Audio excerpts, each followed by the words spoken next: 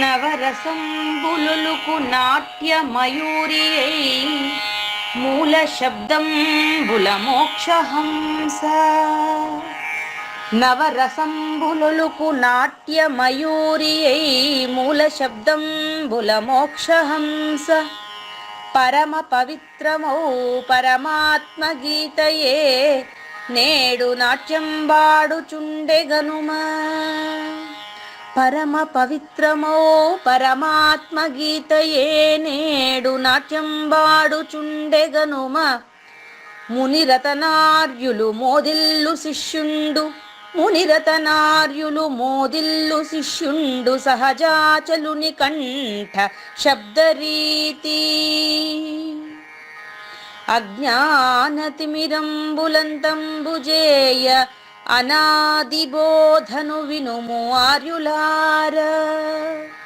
అజ్ఞానతిమిరంబులంతంబుజేయ అనాదిబోధను వినుము ఆర్యులార. వినుము ఆర్యులార. తెలిపే జ్ఞానేశ్వరుల్ గీతన్ దివ్య రీతి. తెలిపే జ్ఞానేశ్వరుల్ గీతన్ దివ్య రీతి. ఆణిముత్యమీ గ్రంథము అచలులార. ఆణిముత్యమీ గ్రంథము అచలులార. ఆదరించిరి గీతను అచల ఋషులు గురుని వాక్కుగా గ్రహించి గురుతుగనుడు. ఆదరించిరి గీతను అచల ఋషులు గురుని వాక్కుగా గ్రహించి గురుతుగనుడు. హరి ఓం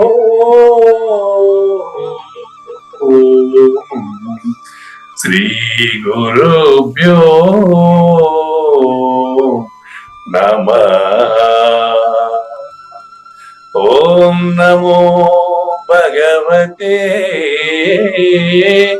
వాసుదేవాయ. ఓం నమో నారాయణాయ. ఓం నమః శివాయ.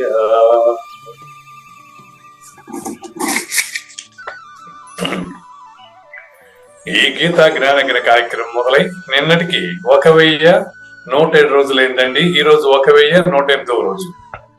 ఈ గీతా జ్ఞానగిరి కార్యక్రమం సంకల్పించి నిర్వహిస్తున్న శ్రీ విద్యాసాగర్ గురువు గారికి, శ్రీ వెంకటేశ్వర గురువు గారికి శ్రోతలందరి తరపున ధన్యవాదాలు, వందనాలు. ఈనాటి కార్యక్రమంలో పాల్గొన్న ఆత్మస్వరూపులైన శ్రోతలందరికీ కైవల్యాసనం తరపున, అలాగే శ్రీ శివరామ దీక్షితుల వారి అచల యూట్యూబ్ ఛానల్ తరపున హృదయపూర్వక స్వాగతం, వందనాలు.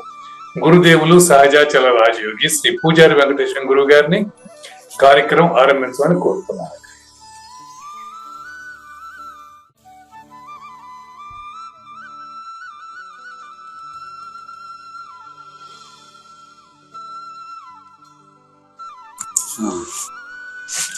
సర్వము గురువుమయము, సర్వము గురువుమయము. భవరోగ వైద్యుడతడని తెలియము, సకల విద్యల నిలయము. దక్షిణామూర్తి తడని తెలియము. మూగవాణి మాటను, ఈ మూగవాణి మాటను శ్రోతలు కోటలు దాటింతురు. గురుకృపా సిద్ధితోనే నేనెంత ఆనందముందినాను. నిజయోగి శ్రీకృష్ణుడు, నిజ భక్తుడైనట్టి అర్జునుడు. వీరి సంవాదామృతం జనుల రమణ పాలిట అమృతం. వేదవ్యాసుడు దీనిని జనులారా, వేదవ్యాసుడు దీనిని జనుల ఎద వికసించునట్లుగాను మహాభారతమందున వెలిగించే కోటి సూర్యుల వెలుగుతో నిత్య సత్య శాశ్వతమైన పరిపూర్ణంలో లేఖనే జరుగుతున్నట్లుగా మనకు తెలియబడుతున్న పవిత్రమైన శ్రీమద్ భగవద్గీత జ్ఞానేశ్వరి జ్ఞానయజ్ఞంలో ఇవాళ 1108వ రోజు, అంటే కలియుగం ప్రథమ పాదంలోని క్రీస్తు శకం 2024 మార్చి 17వ తేదీన శ్రీమద్ భగవద్గీత సార సంగ్రహాన్ని తెలుసుకునేదానికి ముందుగా శ్రీకృష్ణ దేశికేంద్రుల సూచనకు సంబంధించినటువంటి 251వ కంద పద్యంతో శ్రోతలందరికీ సాదర స్వాగత సుమాంజలి. శ్రీ గురుభ్యో నమః. శ్రీమద్భాగవత కృష్ణదేశిక ప్రభులు రచించిన 292 కందార్థ దరువులు సంపూర్ణంగా జ్ఞానయజ్ఞంలో రోజుకొకటి చొప్పున వ్యాఖ్యానించబడిన విషయం శ్రోతలకు విదితమే. ఈ కందార్థ దరువులను రచించిన 19 సంవత్సరాల వరకు అవి ముద్రణకు నోచుకోలేదని, వాటిలోని నిగూఢ భావాలను మరింత స్పష్టం చేస్తూ రచయిత క్షరాక్షరోపాధి ద్వయదోషరహిత పరమతత్వ కందములు 261 రచించారని, తదుపరి సద్గురు శుభాశీస్సులతో ఈ రెండూ కలిపి ఒకే పుస్తకంగా ముద్రించారని పెద్దలు చెప్పగా విన్నాం. పుస్తకం ఇప్పుడు మన భక్తులతో చాలా మంది దగ్గర ఉంది. ఈ కందపద్యాలు భగవద్గీతకు ఉత్తర గీత వలె సద్గురు భక్తులకు కందార్థ దరువులలోని ఎన్నో సమస్యలకు సమాధానమై విలసిల్లుతోంది. ఎంతో ఉపయోగకరమైనటువంటి ఈ కందపద్యాలను రోజుకు ఒక్కొక్కటి చొప్పున వివరించాలని అడిగిన ప్రత్యక్ష శ్రోతల కోరిక మేరకు జ్ఞానయజ్ఞంలో శ్రీకృష్ణ పరమాత్మ సందేశానికి ముందే ప్రతిరోజు కృష్ణ ప్రభువుల దర్శనం మహద్భాగ్యంగా భావిస్తూ ముందుకు వెళదామా? నరులంత మెచ్చ నడువను హరిహర విధి శతమఖ అమరాదులకైనంతరముగాదనగా మనకిక తరమౌన నవశమే చూడు ధాత్రిని పుత్రా.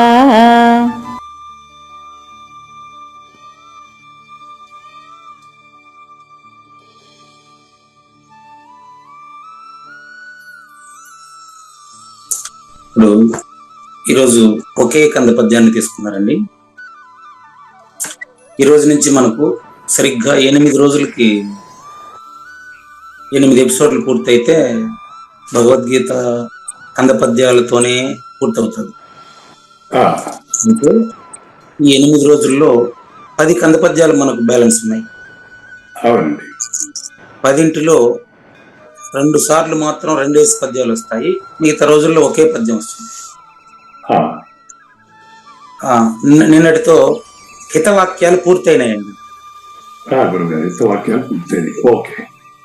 హితవాక్యాలు పూర్తయినాయి.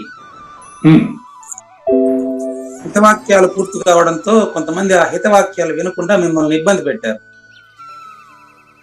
ఏం లేదండి. ఏమంటే ఇక్కడ మీకు గురువు గారికి కనిపిస్తుంది కదా మీ హృదయం. నా హృదయం నాకు కనపడదండి, గురువు గారికి కనిపిస్తుందండి. పూజారి వెంకటేశానికి కనపడదండి. గురువు గారు చూసి మీకు ఊరట కలిగిస్తున్నారు ఇవాళ. గురువు గారికి కనపడింది ఏంటంటే, ఏమో మీకు ఉందో లేదో తెలియదు కానీ పూజారి వెంకటేశానికి అతను చెబుతున్న హితవాక్యాలు కృష్ణ ప్రభువులు చెప్పిందేనని భావించక కొంతమంది దీన్ని శిశుపాలుడు వలె ఏమంటారు డిస్కరేజ్ చేయడం వలన, తక్కువ చేసి మాట్లాడటం వలన దానికి ఊరట వాక్యాలని కృష్ణదేశికేంద్రులు 251 కంద పద్యంలో చెబుతున్నారండి. ఊరట వాక్యాలు ఏంటంటే, ఏందయ్యా మీరు నిజాన్ని నిర్భయంగా ప్రకటించింది మీలో నేను కదా, అంటే కృష్ణ ప్రభువులు కదా ప్రకటించారు. ఎవరైనా అడ్డం మాట్లాడే వాళ్ళు ఉంటారండి, దాని గురించి మీరేం ఫీల్ అవ్వకండి. అవునండి, ఆ రోజు రాముడు చెప్పిన వాక్యాలకి రావణుడు అడ్డం వచ్చాడు. తర్వాత కృష్ణుడుగా చెప్పిన వాక్యాలకి శిశుపాలుడు అడ్డం వచ్చాడు, దుర్యోధనుడు అడ్డం వచ్చాడు. చివరికి దుర్యోధనుడు శ్రీకృష్ణుని బంధించే ప్రయత్నం చేశాడు. నేను బంధించబడినానా,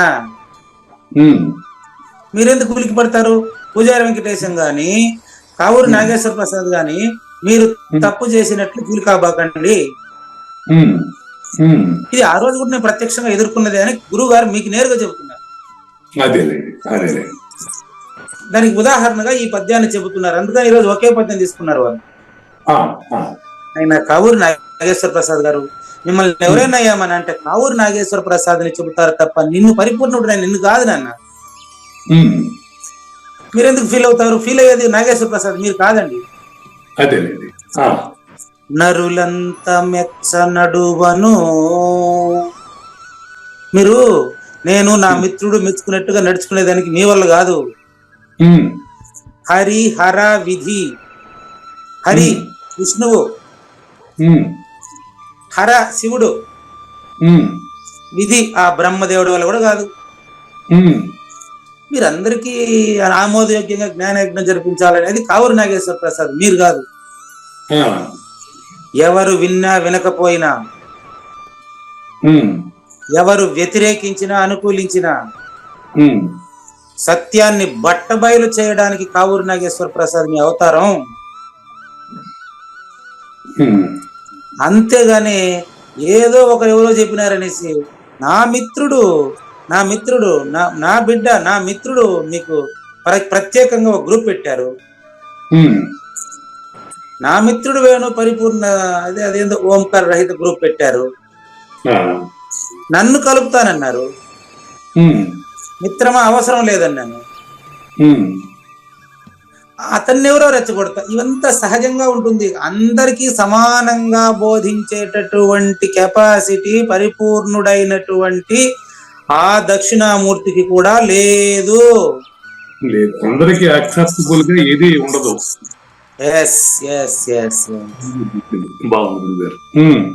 సూర్యుడు కూడా నువ్వు తలుపులు వేసుకుంటే లోపలికి వెలుతురుని పంపించలేడు. అంతే, ప్రతిభానికి అనుకూలంగా మనం నడుచుకోవడం అనేది సాధ్యం కాదు.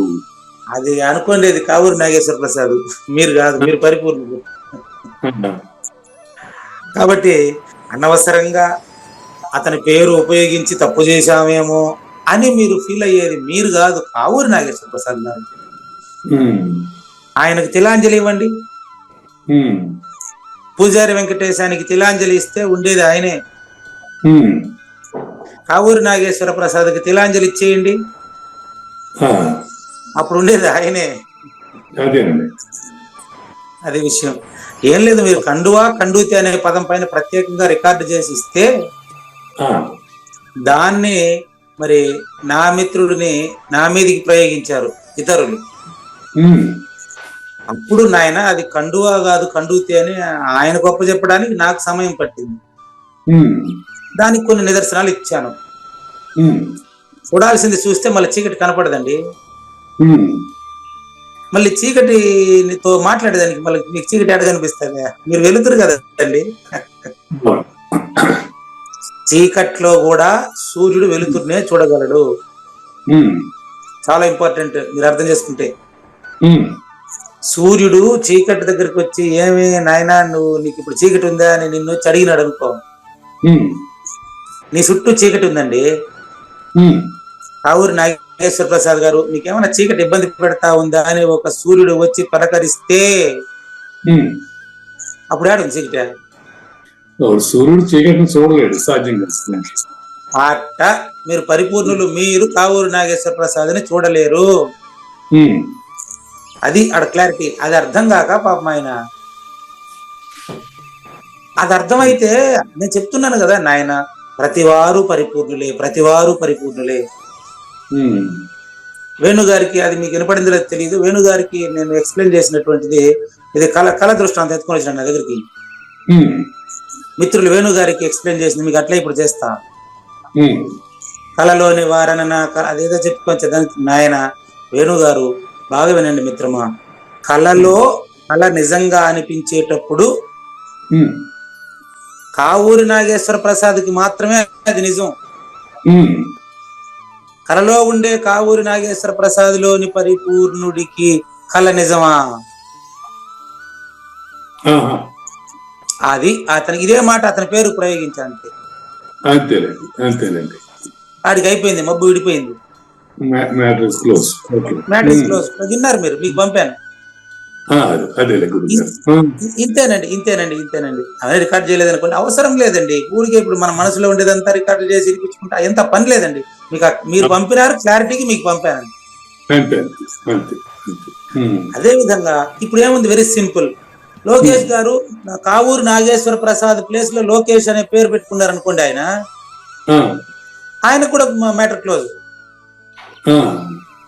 ఇది ఎవరికి వారు అన్వయించుకోకపోవడం వల్ల ఎదుటి వ్యక్తిలో నా కంట్లో దూలాన్ని పక్కన పెట్టి ఎదురువాడి కంట్లో నలుసుని ఎతుకుతున్నాడు మనిషి. బాగా గమనించండి, నా కంట్లో దూలం ఉంది, ఎదుటి వారి కంట్లో నలుసు కోసం ఎతుకులాడుతున్నా. మీకు ఇంతకంటే పెద్ద ఉదాహరణ అవసరం లేదు. ఇది బైబిల్ మత్తయి సువార్త 7వ అధ్యాయంలో ఉండేది. ఇది బైబిల్లో ఉదాహరణ. కాబట్టి చూడండి, నా కంటిలో అంటే నేను కొంచెం మీకు అర్థమయ్యేట్టుగా చెప్పాను దాన్ని. సహజంగా మనిషి ఎప్పుడు కూడా తన కంట్లో దూలాన్ని పట్టించుకోకుండా ఎదుటి వాని కంట్లో నలుసుని ఎతుకుతా ఉంటాడు. ఇది మనిషి చేసేటువంటి పెద్ద తప్పు. అతను పరిపూర్ణుడు అయిన తర్వాత అతనికి ఇంకా రెండోది ఏడుంది. ఇది తెలిసినటువంటి వాడికి సంఘర్షణ ఉందా? లేదు. కాబట్టి నువ్వేమి చేశావు నేరం, నిన్నెక్కడంటింది పాపం, చినబోకుమా. పవిత్రమైనటువంటి జ్ఞాన యజ్ఞానికి కర్త కర్మాత్రయ అన్ని మీరే నడిపించినటువంటి మీరు ఎవ్వరో ఏదో మాట్లాడారని ఏమాత్రం చింతించవలసిన అవసరం లేదండి. కానీ నరులంత మెచ్చ నడువను. ఒక తండ్రి మాట ఇంట్లో ఉండే పిల్లలు, భార్య అందరూ ఒక మాట మీద వింటున్నారా? లేదు. మన కుటుంబంలోనే, నా పిల్లలు నా మాటకు అడ్డం పడుతున్నారంటే సమాజంలో ఎక్కడనో ఎవరో వినేసి ఒకరు అడ్డం పడ్డారని మీరు బాధపడటం ఏందండి? కృష్ణప్రభువులు అడుగుతున్నారు. ఊరట వాక్యాల్లో అది. ఓకే, ఇది ఊరట వాక్యాలు. కాబట్టి కావూరు నాగేశ్వర ప్రసాద్ గారు అందరికీ అనుకూలంగా మెచ్చుకునేట్టుగా నడుచుకునేదానికి హరిహర విధి, హరిహర బ్రహ్మాదులకే సాధ్యం కాలేదు. సరే, వీళ్ళంతా ఏడున్నారు దేవలోకంలో ఒకసారి చూద్దాం అండి. శతమఖ ప్లస్ అమరాదులు, శతమఖ అమరాదులు సవర్ణ దీర్ఘసంధి. శతమఖ అమరాదులు. శతమఖ అమరాదులు అంటే 100 యజ్ఞాధిపతి, శతాధిక యజ్ఞాధిపతి అయినటువంటి దేవేంద్రుడికి కూడా కాదండి. అమరావతిలో అమరేంద్రుడు ఆయన ఏడున్నాడు మరి నాకు తెలియదు. ఆయన సమిష్టికర్తలో భాగం అండి. బ్రహ్మ, విష్ణు, మహేశ్వరుడు, దేవేంద్రుడు వీళ్ళంతా సమిష్టికర్తలో భాగం అండి. అంటే మనం ఎలా ఉన్నామో వాళ్ళు అక్కడ అలా ఉన్నారు. రెండు కాదు అవి. మనం వేరు వాళ్ళు వేరు కాదు, ఒక్కటే. ఉదాహరణ చూడండి, పంచ జ్ఞానేంద్రియాలు ఎక్కడి నుంచి వచ్చినాయి అంటే మా నాయన నుంచి ఒక ఇంద్రియం, మా అమ్మ నుంచి ఒక ఇంద్రియం, మా తాత నుంచి ఒక ఇంద్రియం, అట్ట కాదు అది. పంచ జ్ఞానేంద్రియాల్లో నా దేహం పంచపాండవులండి. మంచి విషయం గుర్తు చేశారు. ఇదే మీరంటే నాకు ఎందుకు ఎక్కువ ఇష్టం అంటే ఇది. పంచ జ్ఞానేంద్రియాలు పంచపాండవులు అంటే అర్థం ఇది అనమాట. ఈరోజు చెప్పబడుతుంది కృష్ణప్రభువుల ద్వారా. కాదు కావూరు నాగేశ్వర ప్రసాద్ ద్వారా చెప్పబడుతుంది.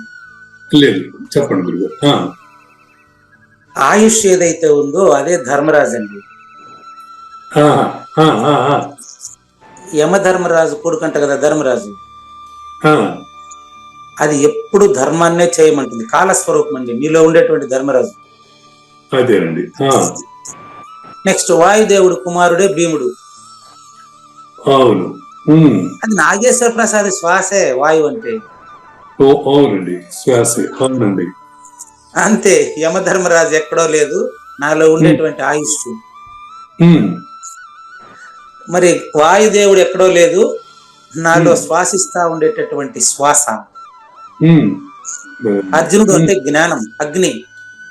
అర్జునుడు అంటే అగ్ని, జ్ఞానం. దేవేంద్రుడు కొడుకు ఆయన, అంటే దేవతలకే అధినేత దేవేంద్రుడు కొడుకు అంటూ ఉంటారు.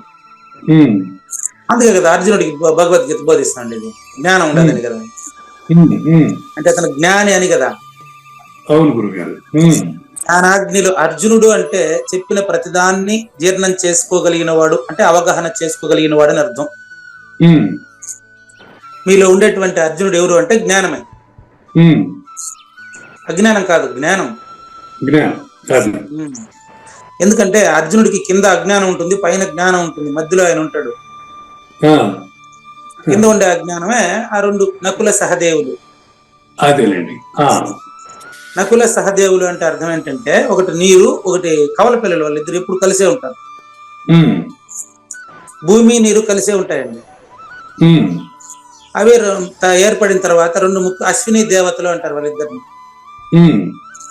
గంధం అంటే పూర్తిగా ముక్కులో శ్వాస పోయి బయటికి రావాలి అంటే రూపం పూర్తి అయిన తర్వాతనే అవి తెలియబడతాయి. అంతే, రూపం పూర్తయినాకే శ్వాస అనేది స్టార్ట్ అవుతుంది. అది అశ్విని దేవతలు అంటే అర్థం. పంచ పాండవులు అంటే నీ శరీరమే. అవునండి, ఇంకే కొత్తగా అన్ని నుంచి వచ్చింది కాదు. అంతేనండి, రూపం పూర్తయిన తర్వాత శ్వాస. బాగుంది. ఇప్పుడు చెప్పండి, ఈ యొక్క పంచ పాండవులు అంటే పంచ జ్ఞానేంద్రియాలే. జ్ఞానేంద్రియాలతో కర్మేంద్రియాలతో గుర్తెరగబడుతున్నటువంటి శరీరం పాంచభౌతికం. ఇదే ద్రౌపది, ఇదే ద్రౌపది. ఇందులో మాట్లాడేవాడే పురుషుడు. కాబట్టి పంచభర్తృక అంటే 5 మంది, 5 ఏదో ఆయన ఎవరు పాట రాశారు కదా, ఆయన అభయానందం కూడా. నేనెవ్వరను చుంటివే బుర్రక్క నన్నెరగకుంటివేమే, నేను కాదటే బుర్రక్క నేను కాదటే. 5 మందిని కంపినే బుర్రక్క వారినే మనువాడితి. 5 మంది ఎవరు? పంచభూతాలండి. ఇప్పుడు చెప్పిన పాంచభౌతిక శరీరమే కదా ఇప్పుడు ఇది. 5 మందిని కంటినే బుర్రక్క వారినే మనువాడితి, 25 మందితో ఓయమ్మ ఇంత కాపురం ఆడితి. అది మన మనసే ద్రౌపది. అంతే కదా, మనసు అంటే ద్రౌపది, సమిష్టికర్త అంటే అదే మాయ. అది పంచ జ్ఞానేంద్రియాలేమో పంచ పాండవులు. అంతే. ఇప్పుడు కౌరవులు ఏడున్నారు, వాళ్ళు ఏమన్నా నాకన్నా విడిగా ఉన్నారు చూద్దాం. నాలో ఉండేటువంటి అసంఖ్యాకమైన సంఘర్షణ కోరికలే కౌరవులు. ఓహో, నాలో ఉండే సంఘర్షణలే కౌరవులు. అంతే. మరి ఇప్పుడు భారతం అంతా ఏడుంది? అవును, నాలో మళ్ళీ భగవద్గీత. భారతంలో భగవద్గీత అంతర్భాగం. భారతం సరిగ్గా అర్థమైతేనే భగవద్గీత అర్థమవుతుంది. ఇప్పుడు కౌరవులు, పాండవులు, ద్రౌపది అందరూ కూడా నా శరీరమే కదండి. అంతే. ఇది మీకు మొదటి శ్లోకంలోనే చెప్పుకున్నాను, ఆల్రెడీ క్లియర్ గా ఎక్స్ప్లెయిన్ చేసి ఉంటాను. అంటే జ్ఞానయజ్ఞంలో కాదు, దానికి ముందే ఒక చిన్న గుల్లి యజ్ఞం చేయించాడు. ఈ క్లారిటీ మీకు చెప్పలేదండి. ఉడుపూడి నాగేశ్వరరావుకి ఇది ఏమంటారు, కరతల మలకం. ఉడుపూడి నాగేశ్వరరావు గారు గుల్లి యజ్ఞం చేయించారు అంతకు ముందు. అప్పుడు జ్ఞానేశ్వరి భగవద్గీత నా దగ్గరికి రాలేదు, నాకు తెలియదు ఎట్టుందో, అది ఏడుందో కూడా చూడలేదు నేను. అప్పుడు మొదటి శ్లోకంలోనే మొదటి అధ్యాయానికంతా ఒకే శ్లోకం తీసుకున్నా. ఆ శ్లోకంలో ఈ క్లారిటీ అంతా ఇచ్చేసిందా. 2వ అధ్యాయం 3వ అధ్యాయానికి భగవద్గీత కంప్లీట్ అయింది, ఇంకేం అవసరం లేదని చెప్పినాను. ఆ తర్వాత ఇంకా విద్యాసాగర్ రావు గారు వచ్చి, మీరు వచ్చి ఇంత నాటకం ఆడారు. ఇదంతా ఒక నాటకం అంతేనండి. కాబట్టి గుర్తుపెట్టుకోండి, మీరు ఇది నాటకంలో పాత్రధారి మాత్రమే. రాజారావు గారు, నేను, తర్వాత మన బిడ్డ లోకేష్, వీళ్ళందరూ కూడా ఈ పిల్లలే. అంటే నేను అనేదానికి పిల్లలే. 2వ నేను అనేదానికి 3వ నేనులుగా ఉండేటువంటి పిల్లలు మాత్రమే ఇవి. వాళ్ళు మీకంటే వేరుగా లేదు. ఇది అవగాహన చేసుకోలేకపోవడానికి మనమేమి ధృతరాష్ట్రుడు అంతటి వరకు కాదు. ఎందుకంటే మనకి ఇప్పుడు అంతటి సంఘర్షణ ఇక్కడ లేదు. మనకు స్పష్టంగా గురువు ఉన్నాడు. అవును, మనకు అంతటి సంఘర్షణ లేదు. ఇప్పుడు ఇక్కడ యుద్ధ భూమి లేదు, 18 అక్షౌహిణుల సైన్యం లేదు, నా కొడుకు గెలవాలనేటువంటి కోరిక లేదు. మన ఇద్దరికి ఎలాంటి కర్తృత్వం లేదు కదా. అవును. మరి ఈ పిల్ల పిచ్చుకల కోరికలను చూసి, వాళ్ళనే మాటలు చూసి భయపడే పనే ఉండదు మనకు. కనుక ఇది ఎంత శ్రద్ధగా వింటున్నారో. నిన్న చెప్పింది అప్పుడే ఆడియో చేసి దాని కింద ఒక సన్న ఆడియో పెట్టి పెడుతున్నాడంటే ప్రతి శ్వాస ప్రతి శ్వాస వింటున్నాడు బిడ్డ. పాపం ఎంత భక్తుడు, ఎంత గొప్ప భక్తుడు పాపం. అంటే ఇప్పుడు భగవంతుని తలుచుకునే దాంట్లో ప్రహ్లాదుని కంటే హిరణ్యకశిపుడు ఎక్కువగా ఆరాధిస్తాడు భగవంతుని. హిరణ్యకశిపులు, శిశుపాల దంతవక్త్రులు, రావణ కుంభకర్ణులు 6 మంది, వీళ్ళు హరిషడ్ వర్గాలు. 6 మంది ఎక్కడో బయట ఎదిగితే నాలో ఉన్నారు వాళ్ళు, నా బిడ్డలే, నా వాళ్ళే వాళ్ళు. రావణ కుంభకర్ణులు, హిరణ్యాక్ష. పురాణ ఉపాఖ్యానం అంటే బాగా అర్థమవుతుందండి. అంతే. రావణ కుంభకర్ణులు రామాయణం, హిరణ్యాక్ష హిరణ్యకశిపులు అంతకు ముందు త్రేతాయుగం. అది గుర్తుపెట్టుకోండి, త్రేతాయుగంలో హిరణ్యాక్ష హిరణ్యకశిపులు అండి. నెక్స్ట్ రావణ కుంభకర్ణులు, తర్వాత శిశుపాల దంతవక్త్రులు. అవునండి. ఇవన్నీ కూడా కేవలం పోలికలే తప్ప, ఇవన్నీ నా తర్వాత నా పిల్లలైనటువంటి పాత్రలు అవగాహన చేసుకోవడం కోసం చేసిందే తప్ప అది వేరేం కాదండి. నా నుంచి పుట్టినటువంటి పురాణాలు, వేదాలు అన్ని కూడా అండి. కాబట్టి వేద విద్యలలో వేశ్యల వంటివి అంటే, వేశ్యల వంటి అర్థం ఏంటంటే అక్కడ వేమన గారు చెప్పింది, ఎదుటి వ్యక్తిని నువ్వు నీకంటే వేరుగా ఆలోచించడమే పెద్ద వేశ్యతో సమానం. అప్పుడే నువ్వు కోరేది, సంఘర్షణ కోరేది. అవునండి, ఎదుటి వ్యక్తిని వేరుగా చూసినప్పుడే మనకు కావాలని కోరే అవకాశం ఉంటుంది. అంటే దానికి ప్రభావితం అవుతావు. అవునండి. మరి ఎదుటి వ్యక్తి నాలోనే చూసుకుంటే అతను నాకు శత్రువు ఎలా అవుతాడు? కాదు. అయిపోయింది, సింపుల్. కాబట్టి నరులంతా మెచ్చ నడవడం అంటేనే ఎరుకనే. కాబట్టి వాడు మెచ్చుకోవాలి, వీడు మెచ్చుకోవాలని మనకేం లేదు కదా, మనకేం సంబంధం లేదు కదా. మరి నరులంతా మెచ్చ నడువను హరిహర విధి శతమఖ అమరాదులకైనన్. అంటే బ్రహ్మ, విష్ణు, మహేశ్వరుడు, దేవేంద్రుడికి కూడా కాదయ్యా, నీకెందుకు, నువ్వు పరిపూర్ణుడిగా చెప్తాను లేదే అని కృష్ణప్రభువు చెప్తున్నాడు. కాబట్టి ఈ బోధ శాస్త్ర సమ్మతంగా గురువు చెప్పినట్టుగా నేను నడుచుకోవడం నా చేతిలోనే ఉంది. కానీ వారి వారి మూర్ఖత్వం చేత వాళ్ళు ప్రశ్నించారనుకోండి, నేను వారిలో కూడా పరిపూర్ణాన్ని చూడగలను. మీరు చూశారు కదండి, నీట్గా మైక్ తీసుకుపోయి ఇచ్చాను కదా, నాయన తిట్టేదేదో అటు తిరుగుతుంది, మైక్ లో తిట్టవయ్యా, కుడుపుడు నాగేశ్వర వీడియో తీసుకుంటారు అని ఇచ్చాను కదా. మైక్ వద్దులే ఎందుకు మైక్ లో తిట్టమనే కదా చెప్తున్నా నేను. అట్లా అనమాట. కాబట్టి ఎందుకని అదంతా నేనే, నా స్వరూపమే కదా, నా బిడ్డ ముచ్చట్లు నేను చూస్తున్నా అంతే. కాబట్టి అది వారి వారి మూర్ఖత్వం చేత బోధన తప్పుగా ప్రకటిస్తారు. దానికి మీరే అడగండి, చదువుతున్నా అంతేనండి. ఎవరు మూర్ఖులు కాదు, తెలివైన వాళ్ళంటే యుద్ధం ఏం లేదు ఇక్కడ, మీ అవగాహన కోసం. అందుచేత బాధపడొద్దు అని శ్రీకృష్ణ దేశికేంద్రులు తన శిష్యులకు ఈ పద్యంలో చెప్పినట్లు మీకు ఎక్స్ప్లెయిన్ చేస్తుంది. ఇదే సరే శివరామ దీక్షితులు వారు కూడా చాలా చెప్తారు, వారు కూడా అలాగే చెప్తారు. అంతే కనుక అది వాళ్ళు నడుచుకునేదానికి కొన్ని పోలికల్ని తర్వాత ఎపిసోడ్ లో, తర్వాత పద్యంలో చెప్తారు. జ్ఞానయజ్ఞం 2వ భాగంలో కొంత తెలుసుకుని బ్రేక్ ఇద్దాం. ఇంకెంత టైం ఉంది ఆయన చెప్తాడు మనకు. కొంత పెండింగ్ కూడా ఉంది. 1107వ రోజు, ఈరోజు 8వ రోజు. 1108, ఇంకా 8 రోజులు మిగిలి ఉందండి. భగవద్భక్తి యుక్తస్య తత్ప్రసాదాత్మ బోధతః సుఖం బంధ విముక్తి స్యాదితి గీతార్థ సంగ్రహః అనేటువంటి చిట్ట చివరి 18వ శ్లోక సారాంశాన్ని తెలుసుకుంటున్నాం. ఈ రోజు నుంచి గీతా మహాత్మ్యంలో మనం అడుగు పెడుతున్నాం. ఈ గీత ఏం ప్రభావితం చూపిస్తుంది అనేది. ఈ 702 శ్లోకాల్లో ప్రతి శ్లోకం కూడా మరి ఒక శ్లోకం కంటే ఎన్నో ఎన్నో ఎన్నో రెట్లు మిన్నండి. ఒకటి తక్కువ ఒకటి ఎక్కువ అని చెప్పేదానికి కాదు. కింద నుంచి 2 లైన్ చూడండి. ప్రతి శ్లోకం కంటే రెండవ శ్లోకం ఎంతో ఎంతో ఎంతో ఎంతో ఎంతో ఎక్కువ అండి.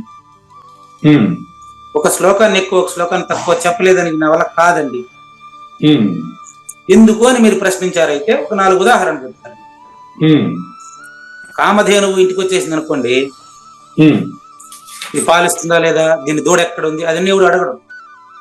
అదేనండి. ఎందుకని కామధేను అంటే అర్థం ఏంటి? ఏమడిగితే అది ఇస్తుందని. అవునండి. దీనికి దూడ ఉందా లేదా అనే ప్రశ్నే రాదు. దీనికి దూడ ఉందా లేదా, ఈ పాలు ఎంతమందికి ఇవ్వాలి, అదంతా లేదు. లేదు.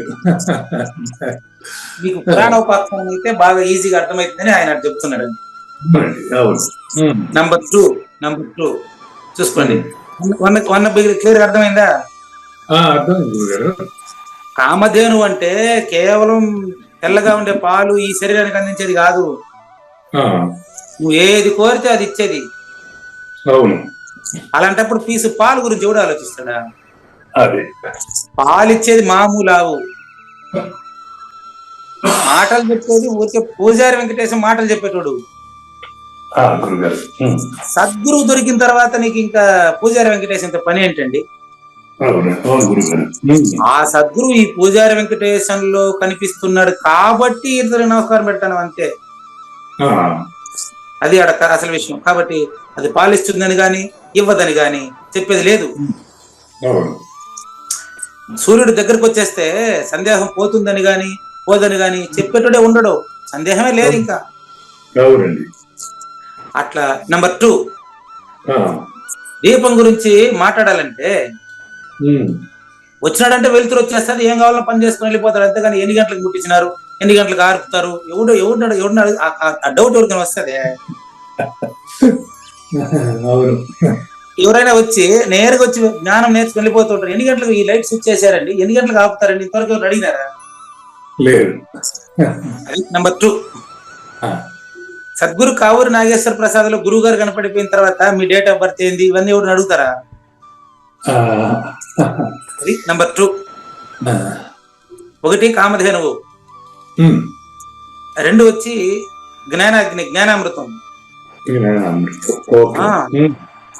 మీకు ఇప్పుడు ఈ దీపం గురించిన స్పష్టమైనటువంటి చరిత్ర, దేంతో తయారు చేసినారు, ఇది ఎంత కొన్నారు, ఏ షాప్ లో కొన్నారు, ఇవన్నీ ఎవరిని అడుగుతాడా? వెలుతురు ఉందే పోతా ఉండే అంతే. మా గురువు గారు PhD గైడ్ కూడా ఈ మాట చెప్పారండి, నాకు ఇప్పుడే గుర్తొస్తాను. ఏం లేదు, నేను 20 రూపాయల క్యాన్ వాటర్ నీళ్ల క్యాన్ తెప్పించిన అంతే. దానికి నన్ను డబ్బు ఇవ్వనివ్వలేదు. ఇస్తా అది తీసుకోవాలి, ఈయన ఒప్పుకోవాలి. ఏం సార్ అంటే, నువ్వు వచ్చినావు, నీ డిగ్రీ పూర్తి చేసుకుని నీ కాలేజీకి నువ్వు వెళ్ళు, నీ జీతం నీది అంతే. నాకు జీతం వస్తానులే, ఇక్కడ నేనేం నీళ్ళ క్యాన్ కూడా తెప్పించుకోవాలనుకుంటున్నా. ఎక్కడ మీరు ఆర్థిక లావాదేవీలు కలిగి ఉండకూడదు, అది గురు శిష్యులకు ప్రమాదకరం. అది ఎప్పుడు కూడా ఆర్థిక లావాదేవీలు కలిగి ఉండకూడదు నాయన. ఇక్కడెక్కడ నువ్వు పైసా కూడా ఖర్చు పెట్టకూడదు. నువ్వు వచ్చింది చదువు నేర్చుకోవడానికి, నేను చదువు చెప్పేదాన్ని. నాకు జీతం వస్తుంది, మీ కాలేజీలో నీకు జీతం వస్తుంది. కాబట్టి ఎప్పుడు కూడా ఆర్థిక లావాదేవీలతో గురు శిష్య సంబంధాన్ని కొలవకూడదని మా గురువు గారు, లౌకికమైన PhD గురువు గారు డాక్టర్ PC వెంకటేశ్వర్లు గారు తెలియజేశారండి. నంబర్ 3, సూర్యుడు దగ్గరకు వచ్చేస్తారు చూడు, అదే ఎగ్జాంపుల్. మళ్ళీ 3, సూర్యుడు తెల్లారిన తర్వాత దాని సైజ్ ఎంత, దాని కొలతలు ఎంత ఎవడు అడుగుతాడా? తెల్లారితే వాడి పని వాడు చేసుకుని పోతా ఉంటాడు అంతే. సూర్యుడు సైజ్ ఎంత, అది ఎంత పెద్దదిగా ఉంది, అది దాని లొకేషన్ ఏంటి, అది ఎంత మనకు అవసరమా? లేదు. అట్ట పరిపూర్ణం గురించిన అన్ని చోట్ల పూర్వమేవ నిరాలంబం ఆగ్నేయ నిర్గుణంతదా దక్షిణ నిత్య శుద్ధంచ అని చెప్పి దిక్కులు చెప్పింది చెప్పుతున్న వాడికి, అంతేగాని పరిపూర్ణానికి దిక్కులు కాదు అవి. నీకు అన్ని దిక్కుల్లో పరిపూర్ణమే ఉంది అన్నప్పుడు నువ్వు కూడా పరిపూర్ణుడైనా, నువ్వు ఎరుకులోడు కాదు అని చెప్పడానికి చెప్పుకుంటారు. గానీ మళ్ళీ వచ్చి పరిపూర్ణమేడని నన్ను అడుగుతాడు. అన్ని దిక్కుల్లో ములుగుచ్చేదానికి సందు లేకుండా పరిపూర్ణం ఉందని మంత్రం చదివేసి మళ్ళీ పరిపూర్ణం ఏడుంది నన్ను అడుగుతాడు. పరిపూర్ణం ఏడుందని నన్ను అడిగేందుకు మన ఇద్దరు ఏడున్నాం దాంట్లో. అవునండి, అవును గురువు గారు. ఇది 3వ సూచన. నంబర్ 4, అమృత సముద్రం అని చెప్పిన తర్వాత ఎంత లోతుందని అడగకూడదు. అవునండి. అమృత సముద్రం, అది మృత సముద్రం అయితే లోతు అడగాల, ఎప్పుడు చచ్చిపోతాడు, ఏ ఏ ఏ ఏ టైంలో చచ్చిపోతాడు అడగాలి, అది అడగాలి. కానీ సావు లేని సముద్రం అమృత సముద్రం కదండి. అంటే పుట్టుక లేని సముద్రం అని అర్థం అండి. అదేనండి. 4వ ఎగ్జాంపుల్ ఇది. దీనికి లోతు, మిట్ట, ఎన్ని మీటర్లు, ఎంత పొడుగు, ఎంత వెడల్పు, ఇదంతా అడగకూడదు మీరు. అవును. మీరు పరిపూర్ణుడు అని చెప్పిన తర్వాత పరిపూర్ణుడు అంతే. ఎప్పటి నుంచి పరిపూర్ణుడు అయినానండి అంటే అది కావూరు నాగేశ్వర ప్రసాద్ అడిగే ప్రశ్న, అది మీరు కాదు. కాబట్టి ఇప్పుడు చెప్పినటువంటి ఈ 4 పదార్థాలకు ఈ విశేషణములు ఎట్లా చేర్చనగును చెప్పండి, అవుతుందా? అదే విధంగా ఈ గీతలో కూడా ఏ శ్లోకం గొప్పది, ఏ శ్లోకం తక్కువది, ఏది మొదటిది, ఏది రెండోది, ఏది చివరిది అని అడిగితే నేనేం చెప్పగలనండి? పారిజాత పుష్పం, మల్లెపువ్వు అంటే ఎప్పుడు వాడింది, ఎన్ని రోజులు పూసింది అది చెప్తాడు కానీ పూల తోటల. పారిజాత పుష్పం గురించి ఇవి కొత్తవి, ఇది పాతది, ఇది వాడిపోయింది, అవన్నీ ఎవరన్నా చెప్పేదానికైతే లేదు. అట్లా ముందు వాసన లేని పువ్వు అంటే మళ్ళీ కాగితం పువ్వు అనుకుంటారు. వాసన లేని పువ్వు అంటే అర్థం ఏంటంటే ఇది నిర్వాసన మౌనానికి అతీతమైన అచల పరిపూర్ణ పుష్పం అండి ఇది. అది మీరేనండి.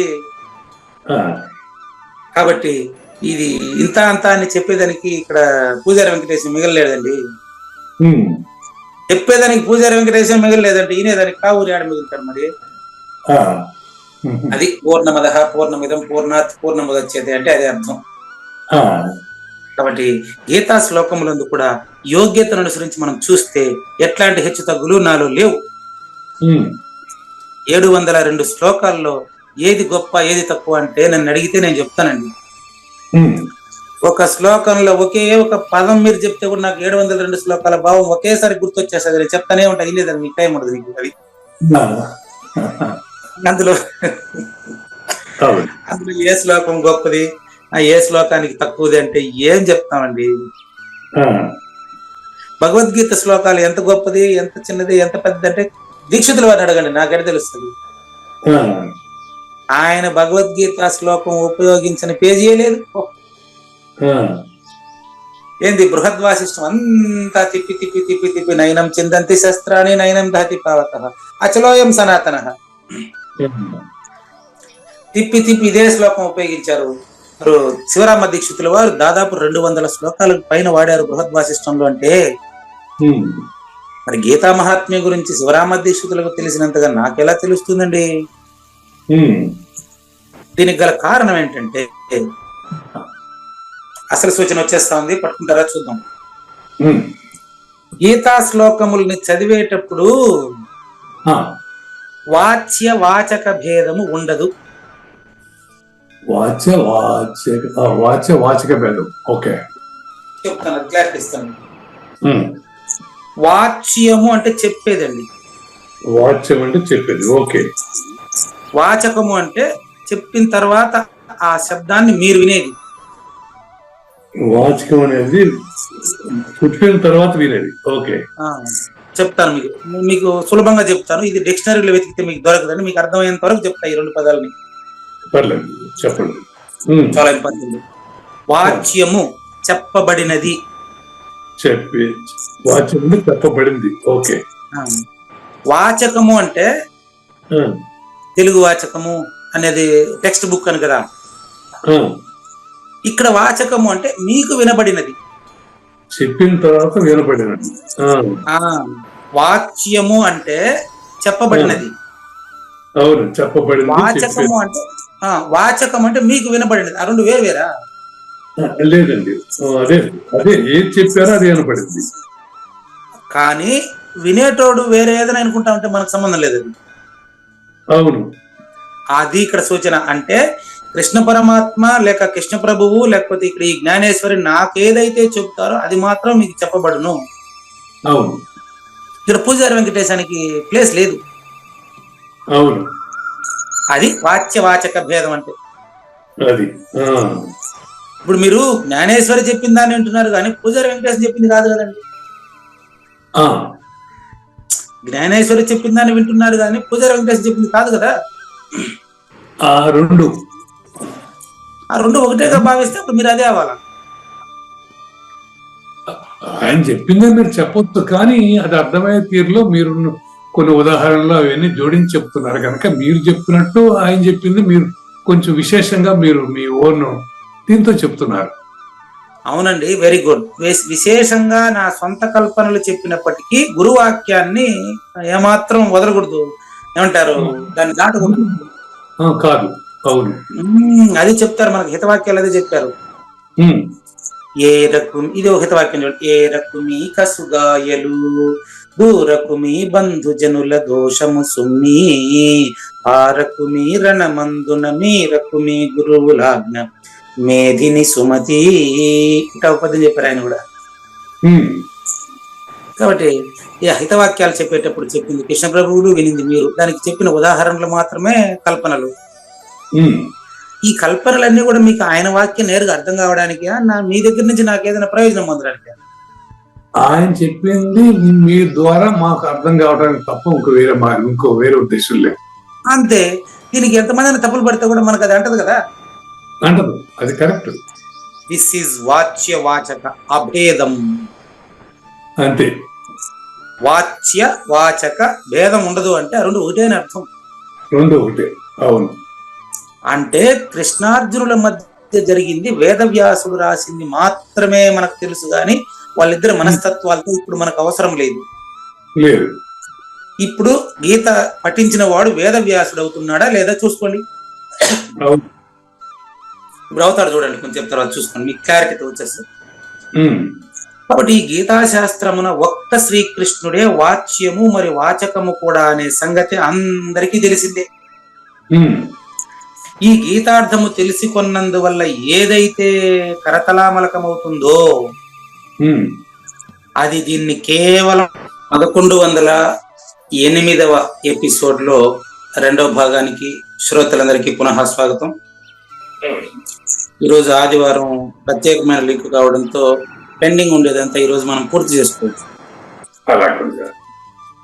ఇప్పుడు ఎక్కడ ఉన్నామంటే మనం ఇది గీతను ఎక్స్ప్లెయిన్ చేసిన వారికే కాదండి, వివరించిన వాళ్ళకే కాకుండా విన్న వాళ్ళకు కూడా ఆ స్థితి వస్తుందండి. ఈ గీతాశాస్త్రం చూడండి, ఒక్క శ్రీకృష్ణుడే వాచ్యవాచక వాచ్యము మరియు వాచకము కూడా అనే సంగతి గన తెలిస్తే, కొంతమంది అడిగారు, ఎవరు మనకు శ్రీమతి కాటమయ్య గారు అడిగారు కదా, నాకు మీరు బోధాధికారం రాసిస్తే మీలాగా నేను చెప్తాను. అట్టంత రాదు. అసలు బోధాధికారం ఇవ్వాల్సిన అవసరము లేదు, నాలాగా మీరు ఎక్స్ప్లెయిన్ చేయాల్సిన అవసరం లేదు తల్లి. మీరు విని అవగాహన చేసుకుని మీరు పరిపూర్ణులని మీకు తెలిస్తే చాలా. ఇది కాటమయ్య గారి స్థితి అండి. ఇది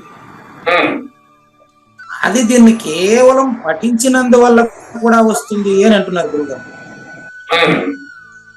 ఈ గీతాశాస్త్రము వాచ్యవాచకముల ఐక్యతను ఇంత శీఘ్రంగా కలిగిస్తుంది. ఎంత శీఘ్రము? ఆయనకు దయ వస్తే 6 నిమిషం చాలు.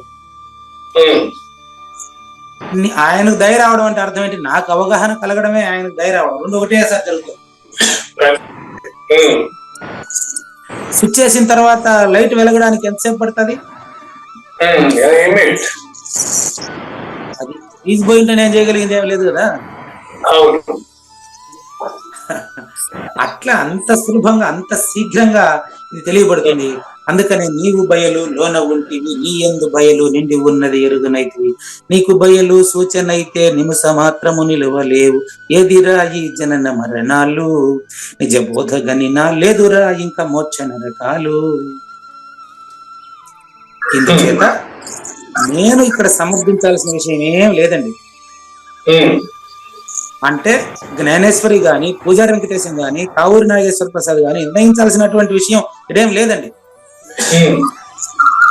అసలు త్రిపుటి రహితమే పరిపూర్ణం అండి. కాబట్టి మళ్ళీ డిస్టర్బెన్స్ ఎక్కువైంది మీ దగ్గర.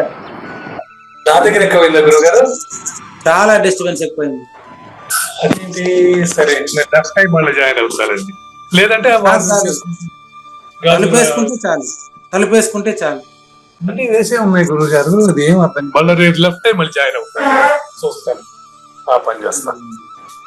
ఈ గీతని ప్రభువు యొక్క సుందర వాంగ్మయమూర్తిగా తెలియాలి. చాలా ముఖ్యమైనటువంటి పాయింట్ ఇది.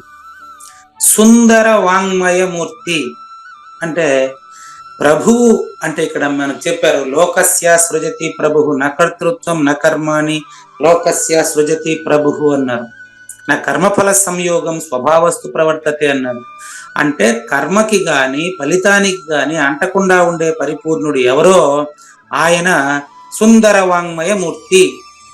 సుందర వాంగ్మయమూర్తి అంటే అచల పరిపూర్ణమును అలతి అలతి పదాలతో చాలా స్పష్టంగా నీకు తెలియజేయగలిగినటువంటి గురుమూర్తి ఈ గీతా స్వరూపము. కానీ దీన్ని చెప్పగలిగిన వాడు కూడా అంతటోడు అయి ఉండాలి కదండి. శ్రీకృష్ణ పరమాత్మ చెప్తే భగవద్గీత అనేదానికి బాగుంటది. ఆయన ఎవరు శివరామ దీక్షితులు బృహద్వాసిష్టంలో చెప్తే భగవద్గీత అనువుగా ఉంటుంది. కృష్ణదేశికేంద్రులు కందపద్యంతో చెప్తే అది భగవద్గీత బాగుంటది, కానీ దీనికి అర్హత లేని వాళ్ళంతా చెప్తే అది బాగుండదు. కాబట్టి మీరు శాస్త్రం ఏదన్నా తీసుకోండి, దానికి సంబంధం లేదు ఇక్కడ. అది మొదట వాచకునకు, వాచకుడు ఎవరు చెప్పేటోడు, తన ఉద్దిష్ట అర్థము తెలిపి, ముందు వాచకుడికి తాను పరిపూర్ణుడని తెలిసిన తర్వాత ఇంకా అతనికి గీత అతని చేతిలో ఉన్నా ఒకటే లేకున్నా ఒకటి, ఎందుకంటే అతను గీతా స్వరూపుడు కదండి. కాబట్టి అది మొదట వాచకునకు తన ఉద్దిష్ట అర్థమును తెలిపి తర్వాత తానే స్వయముగా లుప్తమైపోవును. మన ప్రయోగం సరిపోయింది చూసుకోండి. లుప్తమైపోవును అంటే ఉప్పు తను సముద్రం నుంచి వచ్చిందని తెలుసుకోవడానికి సముద్రంలో దూకిన తర్వాత ఉప్పుగా అది కనపడదండి, అది సముద్రంగానే తెలియబడుతుంది. అంతేగాని ఉప్పు సముద్రంగా ఎవరికి తెలియబడుతుంది? ఇతరులకు తెలియబడుతుంది తప్ప తనకు తాను తెలియబడేదానికి ఉప్పురా ఇప్పుడు ఎక్కడుంది? జస్ట్ మీకు ఉదాహరణకు అంతే. కానీ ఉదాహరణ ఎప్పుడు కూడా పరిపూర్ణాన్ని నేరుగా చెప్పేదానికి కాదండి, నిరూపమానంగా పరిపూర్ణం. చూసుకోండి, మొదట తన వాచకునకు ఉద్దిష్టార్థం తెలిపి తర్వాత తన స్వయంగా లుప్తమైపోతాడు. ఎప్పుడు కూడా గురువు గారు అన్ని తెలిసిన వెనుక అచలమే ఉండు, గురువు శిష్యులు లేరు గుర్తేమీ లేదు. ఇక్కడి నుంచి గీతా మహాత్మ్యము అండి. గీతా మహాత్మ్యము అంటే భగవద్గీత ఒక పుస్తకానికి పరిమితం కాదని తెలియాలి. గీతా మహాత్మ్యము అంటే వింటున్న నా చేత నన్ను పరిపూర్ణుడుగా తెలియజేసిన తర్వాత పుస్తకం వేరుగా నేను వేరుగా లేదని తెలియాలి. అది ముఖ్యమైనటువంటి చూడండి, తాను స్వయంగా లుప్తమైపోతాడు, కానీ గీత ఎడల ఆ విషయము చెల్లదు. ఎందుకంటే ఇది ఒక్క కృష్ణార్జునులనే కాదు, ఒక సుఖ సాందీపుల్నే కాదు, ఒక కృష్ణ ప్రభువుని మాత్రమే కాదు, ఒక జగద్గురు ఆదిశంకరుణ్ణి మాత్రమే కాదు, గీతలో ప్రవేశించిన ఎవరైనా నిరంతర బ్రహ్మగా తెలియజేయను. అది గీత యొక్క గొప్పతనం. ఈ గీత పూర్తిగా అవ్యయము, ఇది అవినాశి, ఇది నిరంతరము బ్రహ్మయే. ద్వైతులకు గీత, అద్వైతులకు గీత, మహాద్వైతులకు గీత, అచల పరిపూర్ణ సిద్ధాంతాన్ని నేర్చుకుంటున్న ప్రతి ఒక్కరికి గీత నీ తలరాతను మార్చేటువంటి పలుకుల ప్రోతే గీత. కాబట్టి భగవద్గీత అంటే, శ్రీమద్ భగవద్గీత అంటే అది అచల పరిపూర్ణ. ఏమండి డిస్టర్బెన్స్ అని వస్తుంది మీకు? వినపడలా, సరిగ్గా చెప్పండి, మీ మాట సరిగ్గా వినపడలా, మళ్ళీ చెప్పండి. డిస్టర్బెన్స్ ఏమైనా వస్తుందని అడుగుతున్నాను. కృష్ణదేశు డిస్టర్బెన్స్ మీకు వస్తాయిందా, వినపడతాయిందా మీకు? ఇబ్బందిగా ఉందా? ఓ డిస్టర్బెన్స్ అనే మాట బాగా డిస్టర్బెన్స్ గానే వినపడిందండి. డిస్టర్బెన్స్ వస్తుందా అని అడిగారా? అదే ఓకే వినండి. మీరు ఏం లేదు, డిస్టర్బెన్స్ ఏం లేదు, వాయిస్ సరిగా రాలేదండి. ఓకే చూడండి నెక్స్ట్. ఇప్పుడు విశ్వమంతటి పైన కరుణ పూనినటువంటి ఆ యొక్క సద్గురుమూర్తి అర్జునుని నిమిత్త మాత్రంగా చేసుకొని సాక్షాత్తు దక్షిణామూర్తి శ్రీకృష్ణ భగవానుడుగా మనకు తెలియజేసిందే గీత. కేవలం అర్జునుడు నిమిత్త మాత్రం అండి. ఇక్కడ అర్జునుడు నిమిత్త మాత్రం అయినప్పుడు పూజారి వెంకటేశం గాని కావూరు నాగేశ్వర ప్రసాద్ కూడా నిమిత్త మాత్రమే కదండి. మరి జ్ఞానయజ్ఞంలో వీళ్ళు నిమిత్త మాత్రంగా ఈ పరమానందాన్ని అందరికీ ఎంతో సులభంగా అందించడం కోసమే మరి అవతారం తీసుకున్నటువంటి రూపమే ఈ కావూరు నాగేశ్వర ప్రసాద్ అండి. కావూరు నాగేశ్వర ప్రసాద్ కొన్ని చకోర పచ్చి అనుకోండి, కావూరి నాగేశ్వర ప్రసాద్ చకోరం, ఉమ్, పూజారి వెంకటేశ్వరం చకోరం. ఉమ్, చకోర పక్షిని సుఖింపజేసేదానికి చంద్రుడు వస్తే అది చకోర పక్షిని సుఖింపజేస్తాడా? ప్రపంచానికి అంతా చల్లదనాన్ని ఇస్తాడా? ప్రపంచానికి చల్లదనం ఇస్తాడు, చకోర పక్షి కూడా ఇస్తాడు. అంటే చకోర పక్షి అనేది కల్పితం. కల్పితం. ప్రపంచానికంతా వెలుగునిస్తాడు, ప్రపంచానికంతా చల్లదనాన్ని ఇస్తాడు చకోర పక్షి సాకుతో. చకోర పక్షి అనేది కల్పితమైనటువంటి పాత్ర. అదేవిధంగా పూజారి వెంకటేశం, కావూరి నాగేశ్వర ప్రసాద్ కల్పిత పాత్రలు. కల్పితం. అట్లా సూచన, విషయ సూచన అది. అట్లా త్రిభువనములకు దాహశాంతి చేయని. ఇప్పుడు నేను చెప్పేది ఈ గంట సేపటికి మీకొక్కరికేనా? దీన్ని విన్న ప్రతి ఒక్కరికినా? అందరికి. అట్ట అది నంబర్ 1 చంద్ర చకోర పక్షి ఉదాహరణ అదిరింది. నంబర్ 2 గోదావరి ఉదాహరణ. గోదావరి ఉదాహరణ ఇప్పుడు గోదావరి గట్టు ఈ చెట్టు మీద పెట్టినట్టు గోదావరి గట్టు మీద చెట్టు మీద పెట్టుకేనా? అందరికీనా?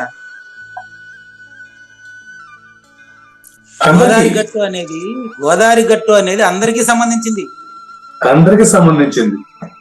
కానీ గోదావరి ఒక నిమిత్త మాత్రంగా ఒక గౌతమ ఋషిని కల్పించుకొని ఆయన వల్ల గోదావరి నది ప్రవహించింది అని అంటారు. ఇది పురాణ ఉపాఖ్యానం ప్రకారం. అదే పురాణంలో ఎట్టుందంటే, గౌతమ ఋషి నిమిత్తంగా చేసుకుని కలికాలం వలన జనించేటువంటి సంసార దాహమును శాంతిపరచుటకు, జనన మరణ భ్రాంతిని పోగొట్టుటకు శంకరుడే గంగా ప్రవాహమును భూమి మీదకు తీసుకొచ్చినటువంటి ఉదాహరణే ఈ గీత. గీత అనేటువంటి గంగా, గీత అనేటువంటి గోదావరిది అని అర్థం. ఇక్కడ ఇదే విధంగా గీత మొత్తం మహాత్మ్యాన్ని ఒకే శ్లోకంలో తెలియజేస్తున్నారు. ఇక్కడ ఆ శ్లోకం ఎలా ఉంటుందండి? శ్లోకం చాలా మందికి తెలిసిన శ్లోకమే. ఆ శ్లోకం చెప్తాను, చెప్పండి. దాని భావమే తర్వాత వస్తుందండి. కానీ అండి, సర్వోపనిషదో గావో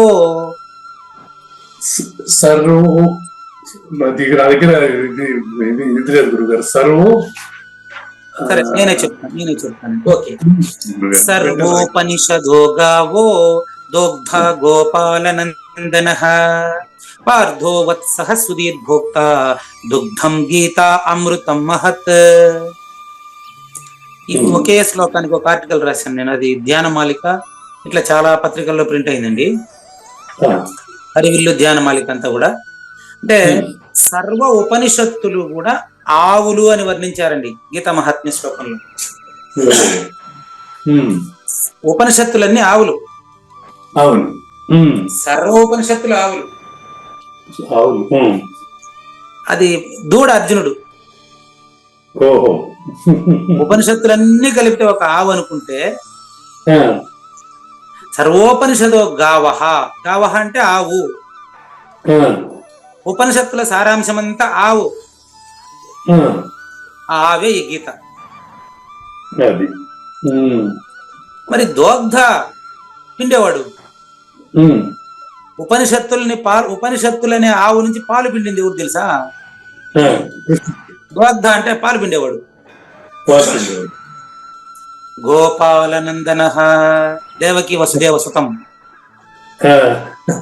గోపాలుడు పిండి పార్థో వత్సః అర్జునుడు అనే దూడకి సుధీహి భోక్తాః అర్జునుడు అనే దూడకు అనుభవింపజేసినట్టు మనకు తెలుస్తుంది.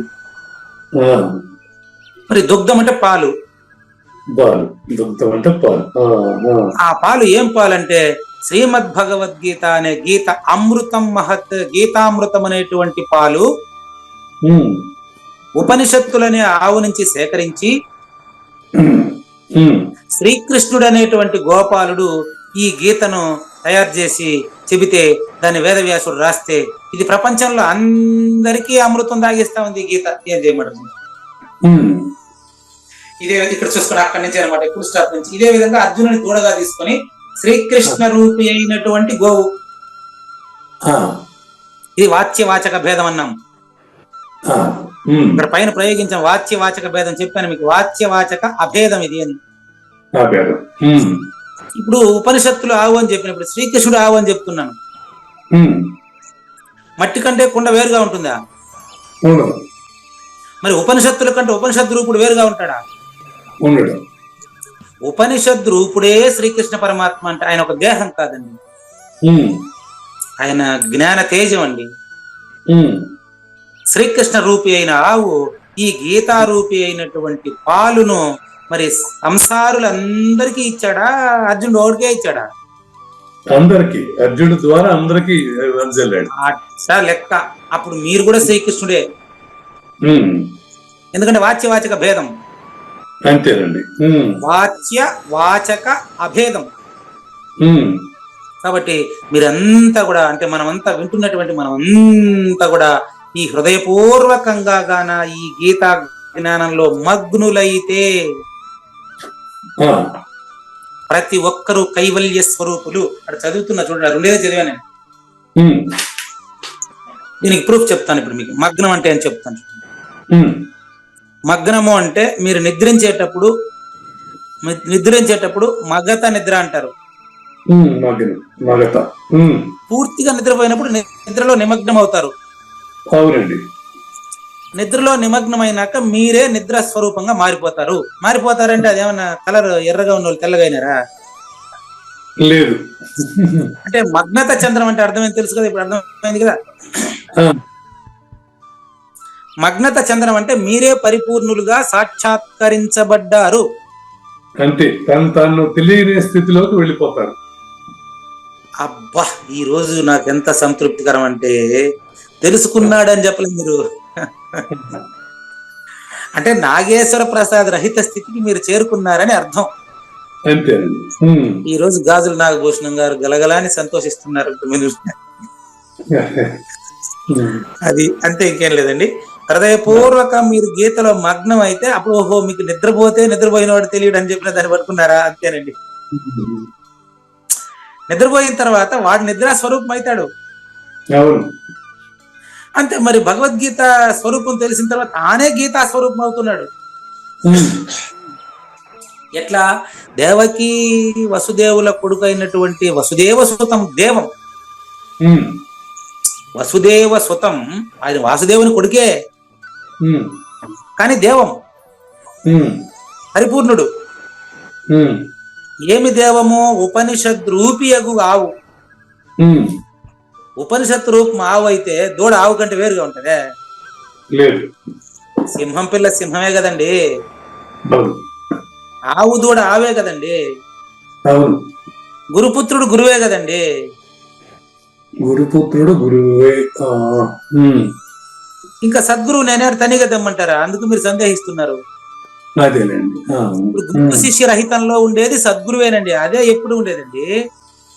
సద్గురు సత్ శిష్యుడు మధ్య ఇద్దరు ఒకటే, మధ్యనంత లేదు, ఇంకా ఒకటే. సత్తు లేకపోతే ఉపయోగం లేదు. సత్ శిష్యుడు గురువు ఒకటే. అది పదాలకి దాని అర్థానికి సంబంధించింది కాదండి. అదేనండి. కాబట్టి అది ఎట్లా? హృదయపూర్వకంగా మగ్నుడు అవ్వాలి. హృదయంలో నుంచి మాట బయటకు వచ్చినట్టు తెలుస్తుందండి. పరిపూర్ణుడికి మాట లేని హృదయమే ఉంటుందండి, అదే పరిపూర్ణుడు అండి. మాట లేని హృదయం. ఎస్, మాటలు లేనట్టి పరిపూర్ణమే ఉన్నదని ఎట్ రాస్తాడు మరి? అది లేకపోతే రాస్తాడా? చూడండి. మాటలు లేనట్టి పరిపూర్ణమే ఉన్నదని కంటికి కనబడదే నిన్నెక్కడ వెతకాలి. క్లియరా? మరో ఉదాహరణ చూడండి. ఏమంటే డౌట్ ఉంటే అడగండి. ఇప్పుడు మాటలేని హృదయం అంటే నాకు అర్థం కాలేదు. మాటలేని హృదయం నీకు అర్థం కాలేదు? చెప్తా. అదే ఇప్పుడు నెక్స్ట్ ఉదాహరణలో చెప్పేస్తా. మాట లేని హృదయం అంటే అర్థం ఏంటంటే మాటతో మాట లేని దాన్ని తెలియజేస్తూ తెలియజేయని వాని వలె మాట్లాడుట. చూడండి, చెప్పలేని ఆనందం విధి అని చెప్తానే ఉన్నారు కదండి, మళ్ళీ చెప్పలేనంటాడు ఏనండి. చెప్పలేని ఆనందం విధి అని చెప్పలేను సద్గురుదేవి. చెప్పినారా చెప్పలేదా? ఇప్పుడు చెప్పారు. ఏమని చెప్పారు? పరిపూర్ణ స్థితిని. అదే అక్కడ ఏమని చెప్పారు? అదే చెప్పండి, సరిపోతుంది. అక్కడ ఏమని చెప్పారు? చెప్పలేనని చెప్పారు కదండి. చెప్పలేదు. మీరెందుకు దానికి వేరే చోట అర్థం ఎందుకు చెప్తారు? అక్కడే ఉంది కదా. చెప్పలేని ఆనందం విధి అని చెప్పలేను సద్గురుదేవి. ఈ వాక్యంలో ఆన్సర్ ఉంది కదండి. అదే చెప్పలేని ఆనందం. చెప్పలేనని చెప్పినారా లేదా? చెప్పారు. అదే ఏమని చెప్పారు?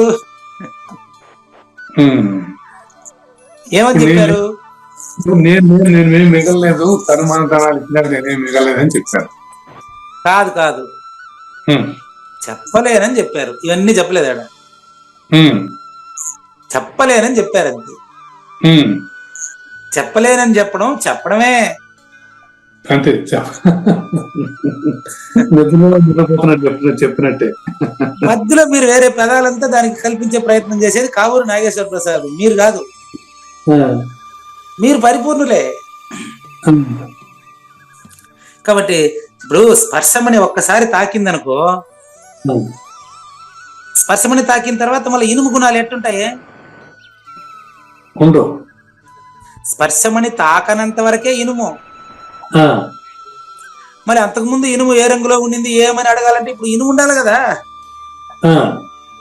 కాబట్టి బాగా గమనించండి, కేవలము పఠించు తలంపుతోనే ఇది అందరూ ఈ విధంగా వ్యాఖ్యానం చేస్తేనే, కావూరు నాగేశ్వర ప్రసాద్ ప్రశ్నిస్తేనే ఆ టైం లేదండి. ఇప్పుడు ఇది రకంగా నిద్రపోయేవాడు నేను నిద్రపోతున్నాను చెప్పినట్టు అవుతుంది కదా గురువు గారు. నిద్రపోయేవాడు నిద్రపోతున్నట్టు చెప్పినట్టు కాదండి. అది కావూరు నాగేశ్వర ప్రసాద్ భావన. నిద్రపోయిన వాడు నిద్రపోతున్నానని చెప్పినట్టు ఎడ చెప్తాడు? చెప్పలేడు కదా.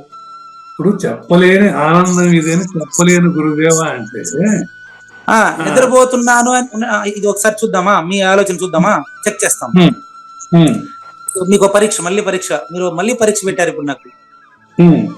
ఒకసారి నన్ను పాస్ చేస్తారు, ఫెయిల్ చేస్తారు చూడండి. చెప్పండి. నిద్రపోతున్నవాడు నేను నిద్రపోతున్నానని చెప్పగలడా? చెప్పలేడు. మరి అదే కదా ఇక్కడ చెప్పింది కూడా. ఇప్పుడు చెప్పలేని సరేనండి. అట్ట కాదు, మీకు అర్థం అయ్యేంత వరకు అది రాదు. నాకు అర్థమైతే ఉపయోగం లేదు. అదేనండి, ఇప్పుడు నిద్రపోయిన వాడు నిద్రపోతున్నానని చెప్పలేడు అన్నప్పుడు చెప్పలేని ఆనందం ఇదే అని చెప్పలేని గురుదేవ అనేవాడు కూడా ఉండడు అసలు యాక్చువల్ గా. అదే కదా ఇప్పుడు నేను చెప్పింది కూడా అదే. మీరేమంటున్నారు? నిద్రపోయిన వాడిని మేలకు ఉండేటప్పుడు భావించే ప్రయత్నం చేస్తున్నాడు, భావించేవాడే లేదు కదా అని దేవి చెప్పారు. కానీ మీరున్నారు, మీరు పరిపూర్ణులు. నాగేశ్వర ప్రసాద్ గారిని మధ్యలో ప్రయోగిస్తున్నారు మీరు. నాగేశ్వర ప్రసాద్కి తిలాంజలి ఇస్తే అప్పుడు మీరు అదే అయి ఉంటారు. నాగేశ్వర ప్రసాద్ని పెట్టుకున్నంత వరకు మనం ఏం చేయలేము. మీరేం చేయలేదు, నేనేం చేయలేను. కాబట్టి స్పర్శమని ఒక్కసారి తాకితే ఇనుము బంగారు అయిపోతుంది. అది ఇంకా అద్భుతమైన ప్రయోగాలు చేశారు. ఇంక మనకి 7-8 నిమిషాలు ఉందంటే చూడండి. ఇప్పుడు ఈ పాఠాన్ని గాన గ్లాస్ తో ఒక్కసారి ఒక్క శ్లోకంలో ఒక్క పదం యొక్క భావాన్ని మీ పెదవులకి గ్లాసు తీసుకుని అట్లా తాకనివ్వండి చాలు. ఇప్పుడు ఈ పదాలంతా రాసిందేనండి, మళ్ళీ నేను కవిత్వం చేశాను అనుకోకుండా. పాఠాన్ని గ్లాసుగా తీసుకోండి. ఇప్పుడు ఈ పాఠాన్ని గ్లాసుగా తీసుకోవాలి మీరు. ఈ పాఠాన్ని గ్లాసుగా తీసుకుని ఒక్క కాఫీ ఒక్క సిప్పు చేసినట్టుగా గుమగుమా ఉండేటువంటి కాఫీ లాగా ఈ ఒక్క చరణాన్ని గాన మీ పెదవులకు తాకనిస్తే స్పర్శమణిని తాకిన ఇనుము బంగారైనట్టుగా మీరు ఆ తలంపుతోనే మీరు తలపులు లేనివాడైపోతున్నాడండి. తలపు పలుకులు లేని తలపల అమృతత్వం నగరా మోగించింది కూడా మీరే. మీరు పదమైన కలబాబాకండి, కేవలం వినండి చాలు. అప్పుడు మీ శరీరము బ్రహ్మైక్యం అనే పుష్టి వస్తుంది. కలిపినానని కాదు. సత్యానందగిరి గారితో కూడా ఇదే ప్రస్తావన చేశాను నేను. ఆయన క్లియర్ చేశాడు. బ్రహ్మైక్యం అనే పుష్టి వస్తుంది అంటే మీరే పరిపూర్ణుడని తెలిసిపోతే.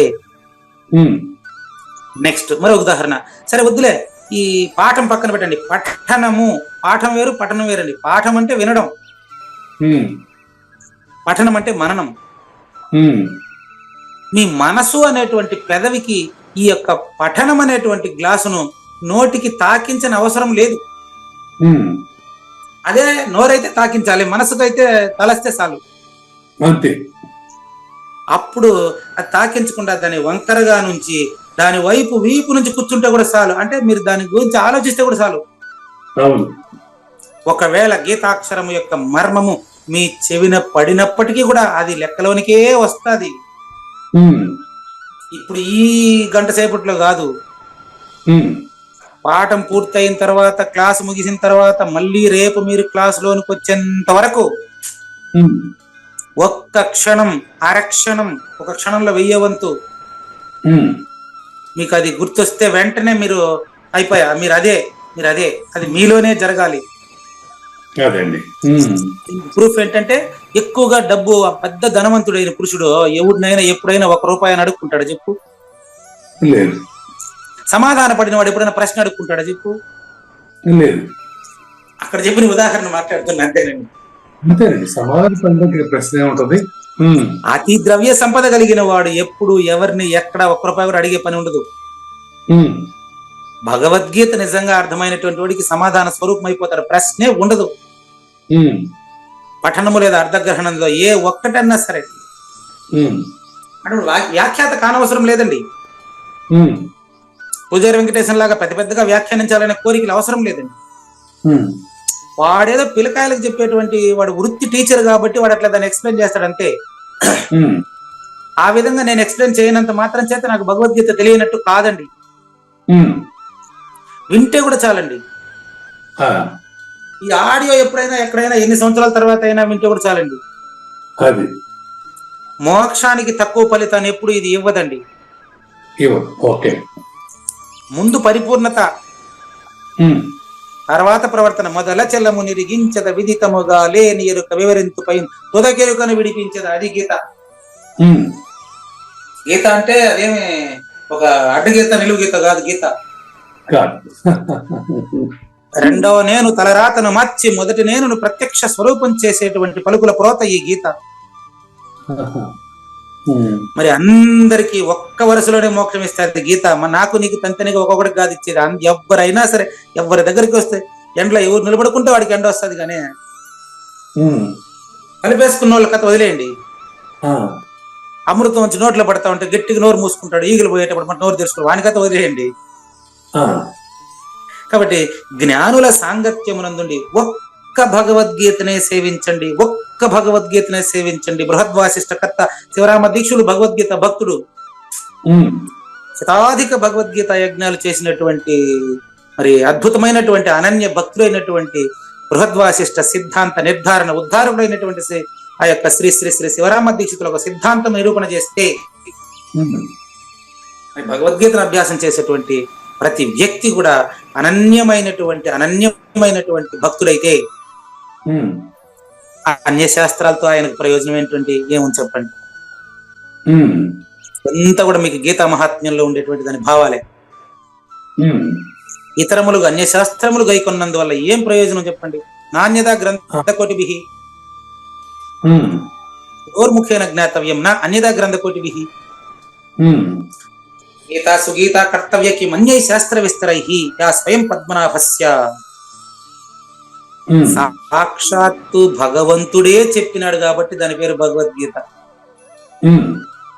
సాక్షాత్తు గురుడే చెప్పినాడు కాబట్టి దాని పేరు గురుగీత. మరి గురుగీత భగవద్గీతలు ఉండేటప్పుడు మిగతా గీతలు మీకు ఏం పని అండి? రమణ గీత ఉంది, అది భగవద్గీత సారాంశమే. ఇంకా రుభుగీత, ఎన్నో గీతలు ఉన్నాయి, వశిష్ఠ గీత, ఎంత కూడా భగవద్గీత యొక్క ఏమంటారు పర్యాయ పదాలే. అదేలేండి, అంటే గీత అంటే వాక్యం కదా లెక్క. భగవద్గీత అర్థమైతే మిగతా గీతలు అవసరం లేదు. అదే గీత అనేది ఒక హితవాక్యం అంటారా గురుగారు? అంతేనండి. ఓకే. సర్వోపనిషత్తుల సారాంశం గీత అండి. ఈ భగవద్గీత అర్థమైతే మిగతా అన్ని గీతలు అవసరం లేదు. భగవద్గీత అర్థం కావడానికి మిగతా అన్ని గీతలు సహకరిస్తాయి. మిగతా గీతలను తక్కువ చేసిన అనుకునేరు, మళ్ళీ తప్పుడు ప్రచారం చేసేటోళ్ళు తప్పుడోళ్ళు. నాకు సంబంధం లేదు, చెప్పినా వినకుండా తప్పు వానిదే సుమ్మి. మిగతా అన్ని గీతలు కూడా భగవద్గీత అర్థం చేసుకోవడానికి సహకరిస్తాయని పూజారి వెంకటేశం అనుభవం. ఋభుగీత చదివాడు, వశిష్ఠ గీత చదివాడు, అధ్యయనం చేశాడు. జనక మహారాజుకి అష్టావక్రుడు చెప్పిన అష్టావక్ర గీత అధ్యయనం చేశాడు. కానీ అన్ని గీతలు కూడా భగవద్గీతను అవగాహన చేసుకోవడానికి ఉపయోగపడతాయి. 5 వేళ్లలో బొటన వేలు లాంటిది భగవద్గీత, మిగతా వేళ్ల లాంటిది మిగతా గీత. కాబట్టి శ్రీకృష్ణుడు అర్జునుడు ఏకాంతమున మనసు విప్పి మాట్లాడుకున్నటువంటి విషయాల్ని శ్రీమద్ వ్యాసదేవులు, శ్రీ వేదవ్యాస భగవానుడు ఈ విధంగా సుగమంగా అనుకూలంగా కోరిన ప్రతి వారు తెలుసుకునేదానికి వీలుగా అమర్చినటువంటి భగవద్గీతను తల్లిగా భావించారు గాంధీ మహాత్మా. తన బిడ్డకు, తన పుత్రునికి ప్రేమపూర్వకమైనటువంటి ఏదైనా పెట్టాలనుకున్నప్పుడు తల్లి ఎట్లాగైతే అతనికి ఆ పిల్లాడి వయస్సుకి అనుకూలంగా, అతని వయస్సుకు అనుకూలమైన ఆహారాన్ని అందిస్తుందో, అదే విధంగా ప్రతి సాధకుడిని, సాధనా సంపద కలిగిన ప్రతి సాధకుడిని తన అర్హతకు అనుకూలంగా సహజంగా అలతి పదాలతో అతి సులభంగా మింగి తినగలిగి జీర్ణం చేసుకునేటువంటి చిన్న చిన్న ముద్దలను తల్లి పెట్టినట్టు గీతామ తల్లి సాక్షాత్తు శ్రీకృష్ణ భగవానుడి నోటి నుంచి వెలువడినటువంటి ఈ గీతామ తల్లి వింటున్న ప్రతి అచల పరిపూర్ణ విద్యార్థికి, అచల పరిపూర్ణ రాజయోగికి అనుకూలంగా అవగాహన చేసుకునేటట్లు చేసినటువంటి పలుకుల ప్రోతయే ఈ గీత. ఇంతటి అనుకూలమైనటువంటి ఈ గీతను నా తలరాత పూర్తిగా తుడిచిపెట్టుకొని పోయేటువంటి ఈ గీతను కావూరి నాగేశ్వర ప్రసాద్ ద్వారా ప్రపంచానికి వెల్లడి చేయబడినటువంటి ఈ గీతను మరి సేవించినటువంటి ప్రతి వారు ధన్యులేనని తెలియజేస్తూ 1109వ ఎపిసోడ్ లో మిగతా విషయాలు తర్వాత తెలుసుకుందామండి. లేనిది లేదు లేదు, ఉన్నది లేకపోవుట లేదయ్యా, ఈ గొప్ప మర్మమంతా నీ వలన తేటగా తెలిసెనయ్యా. గురుభక్తి గలవారికి గురు కృపా కటాక్ష వీక్షణముల గీతార్థ సందేశము తప్పక పరమపద ప్రాప్తియగును. సంజయునే ఈ పలుకును సూటిగా తలపల మునిరత్నమే, శ్రీమించిన భావమై సద్గురువు చెప్పకనే చెప్పెను గదా. సద్గురాత్మ అండి. మంగళ అమ్మ కానండి. జయ మంగళం నిత్య శుభమంగళం, జయతు జయ మంగళం మహోత్సవ మంగళం. జయ మంగళం నిత్య శుభమంగళం, జయతు జయ మంగళం మహోత్సవ మంగళం. శ్రీమించున చలంబు సూచించినటువంటి దక్షిణామూర్తికి దండమిడుతూ, శ్రీమించున చలంబు సూచించినటువంటి దక్షిణామూర్తికి దండమిడుతూ, శ్రీ మహావిష్ణువు సూర్య భగవానుడు యాజ్ఞవల్కి జనక రాజ ఋషికి జయ మంగళం నిత్య శుభమంగళం, జయతు జయ మంగళం మహోత్సవ మంగళం. అయం వ్యర్థ బాహ్య కోపిన భవతి అనే సుఖయోగి సాంది పరుసుల వరుస. అయం వ్యర్థ బాహ్య కోపిన భవతి అనే సుఖయోగి సాంది పరుసుల వరుస. దీనినే శ్రీకృష్ణ పరమాత్మ వద్దనే ఎరిగరిగిన ఉద్ధవార్జునులకు జయ మంగళం నిత్య శుభమంగళం, జయతు జయ మంగళం మహోత్సవ మంగళం. శ్రీ అల్లమా ప్రభు బసవేశ్వరుండును బ్రహ్మానంద రామానంద స్వామి. శ్రీ అల్లమా ప్రభు బసవేశ్వరుండును బ్రహ్మానంద రామానంద స్వామి. నవరసాలు లిఖించు నాట్యమయూరిగా గీతను మలచిన జ్ఞానేశ్వరులకు జయ మంగళం నిత్య శుభమంగళం, జయతు జయ మంగళం మహోత్సవ మంగళం.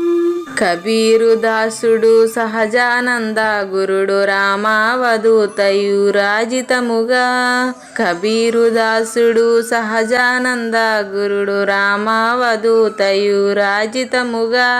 అంబికా శివయోగి శ్రీవేమన నిరంజన వెంకయ్య తిరువెంగళార్యులకును జయ మంగళం नित्यशुभमङ्गलं जयतु जयमङ्गलं महोत्सवमङ्गलम् श्री बृहद्वासिष्ठसिद्धान्तमुनु जेसि जनन मरण भ्रान्ति जडुपु बापि श्री बृहद्वासिष्ठसिद्धान्तमुनु जेसि जनन मरण भ्रान्ति जडुपु बापि अचल సాంప్రదాయమవనిలో నెలకొలిపి అందించినట్టి శివరాములకును జయమంగళం నిత్య శుభమంగళం జయతు జయమంగళం మహోత్సవమంగళం మెప్పైన బోధలచ తిప్పలు బాపిన అప్పయ్య మంత్రియు అచల గురులు మెప్పైన బోధలచ తిప్పలు బాపిన అప్పయ్య మంత్రియు అచల గురులు పరశురామ సీతారామ స్వామి ప్రభులు నరసింహ యోగి గురువర్యులకును జయమంగళం నిత్య శుభమంగళం జయతు జయమంగళం మహోత్సవమంగళం కంద కందార్థముల నందించి బృందముకు రంది పాపిన కృష్ణ ప్రభువునకును కంద కందార్థముల నందించి బృందముకు రంది బాపిన కృష్ణ ప్రభువునకును పలుకులా కందనిది పరబయలు ఇది అని పలికిన ఫీల్కాన లక్ష్మణునకు జయమంగళం నిత్య శుభమంగళం జయతు జయమంగళం మహోత్సవమంగళం ఫీల్కాన లక్ష్మణుల ప్రియ శిష్యవర్యుండు అవధూతయని పేరావనియందు ఫీల్కాన లక్ష్మణుల ప్రియ శిష్యవర్యుండు అవధూతయని పేరావనియందు